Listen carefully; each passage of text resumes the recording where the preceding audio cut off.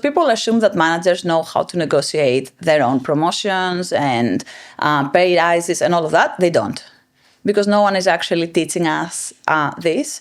And, from me coming from corporate background, like I worked in very big companies, worked for Amazon, worked for Yahoo. I was massively underpaid because I didn't know these things. No one is actually teaching us how to go about that. And I feel like that should be basic knowledge where we just learn how to do it. This was something from the briefing that made me feel okay about myself, because I worked in sales. Tremaine is similar, quite cutthroat, high pressured sales. Yeah. We were ruthless with each other, and I think people assumed that then we were good at asking for the money that we were owed.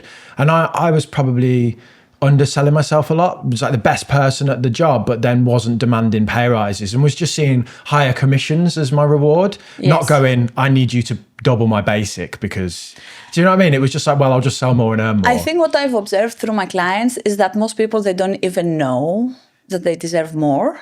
So, for example, someone would come even for a chemistry call to just see how I work, what do I do.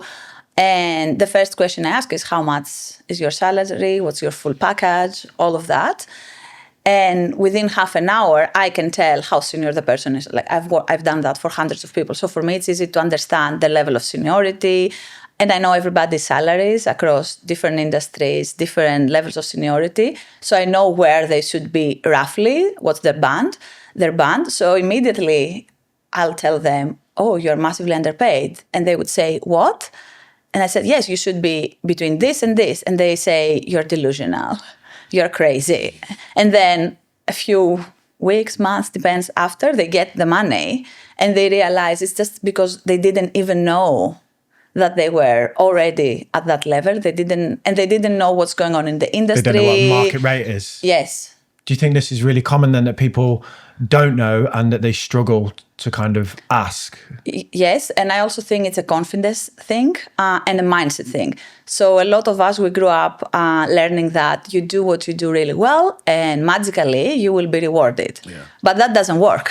Like very, very rarely you will have a manager who is going to go out of their way to promote you, to give you more money. So you have to ask if you want to get what you deserve. But also I think it's really important to know what you are asking for, because if you ask too much, they will not take you seriously. If you ask too less, they will think you're not good enough. You're not convincing them that you're actually worth the money that you are going for. So I think it's also important to know exactly how much.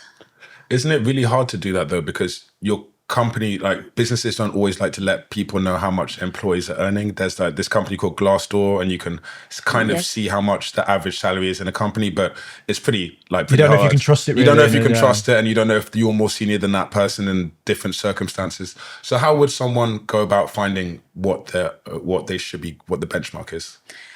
I think there are a number of different ways to go about that. Usually what I like to do is combine all of them. So I would use Glassdoor, for example, or LinkedIn salaries.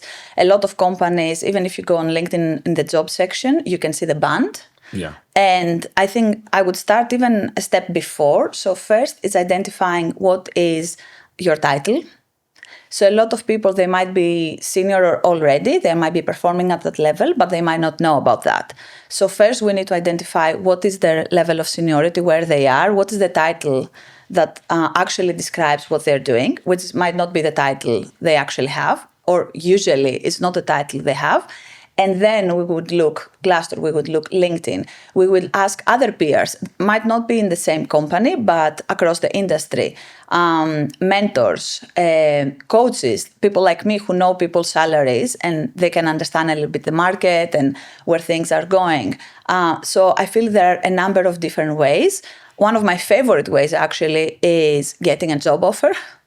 So what I say to all my clients is that once a year, they should interview all the way until they get an offer. A lot of times people resist on that because they might think, oh, it might not be as ethical but my current employer might find out and not be happy. But it's your right to know what you're worth in the market.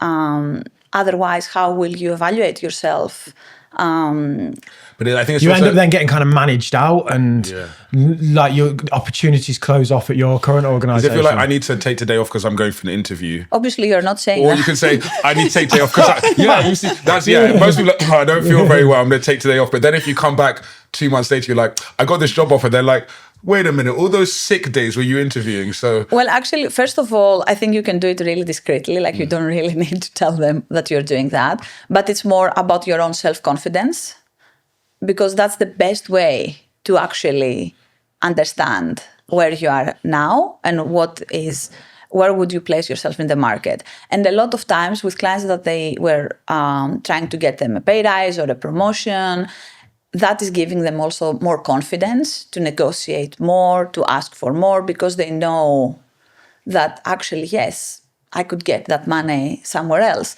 Sometimes they might decide actually even leaving the company and going for the other role. So we might do it.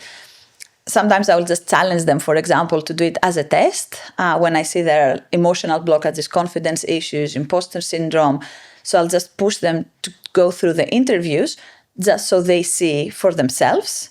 And many times they might just decide, you know what, actually, I hadn't realized what I could get, and that's an amazing offer. I want to go for it. The thing is, like, a lot of times we get stuck in our own environment and we think this is our only option. And I think especially when you work in corporate with what's happening over the last years, you need to have as many options as possible. You always need to explore your options and know what your options are so you can make the best choices for yourself. Because the company would also make the best choice for themselves. Yeah. They're going to sack you if they need to. Exactly. There's no loyalty so there, really. I feel it's your right to do that. You're not doing anything unethical. I wish I'd known all of that when I was trying to get a pay rise. If you'd like to work with Yota, we've left her details in the description for you. We also want to make it really easy for you to do some of the things that we went through today. So we've created a free newsletter laying out all of the steps, because there was a few of them. Plus, Yota's created a free workbook on how to value yourself.